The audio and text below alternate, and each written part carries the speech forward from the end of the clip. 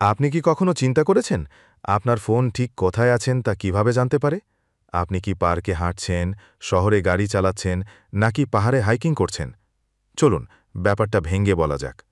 আপনি ব্যবহার করছেন জিপিএস, অর্থাৎ গ্লোবাল পজিশনিং সিস্টেম, আর এটি সত্যিই অসাধারণ। যে কোনো মুহূর্তে ৩০টিরও বেশি স্যাটেলাইট পৃথিবীর চারপাশে ঘুরছে এবং অনবরত রেডিও সিগন্যাল পাঠাচ্ছে।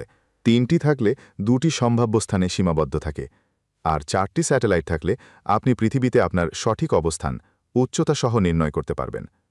তাহলে আপনার ফোন এটি কিভাবে গণনা করে? এটি প্রতিটি সিগন্যাল পৌঁছাতে কতক্ষণ সময় লেগেছে তা পরিমাপ করে। সিগন্যালগুলো আলোর গতিতে চলার কারণে সামান্য দেরিতেও আপনার ফোন এটি জানতে পারে যে এটি ওই স্যাটেলাইট থেকে কত দূরে আছে। একাধিক স্যাটেলাইট থেকে এই দূরত্ব ব্যবহার করে আপনার ফোন আপনার অবস্থান ত্রিকোণমিতি দ্বারা নির্ণয় করে, ঠিক যেমন একটি 3D ধাঁধা সমাধান করা। তবে জিপিএস নিখুঁত নয়। উঁচু বিল্ডিং, ঘন বন বা ঘরের ভেতরে থাকলে সিগন্যাল বাধা পায় বা দিক বদলে যায়, যার ফলে ভুল বা দেরি হতে পারে। এজন্যই অনেক সময় মল বা টানেলে অ্যাপগুলো আপনাকে খুঁজে পায় না। আজকাল জিপিএস প্রায় ৫ থেকে ১০ মিটার পর্যন্ত নিখুঁত, আর ওয়াইফাই, ব্লুটুথ বা মোবাইল টাওয়ারের সাথে মিলে গেলে আরও বেশি নিখুঁত হয়।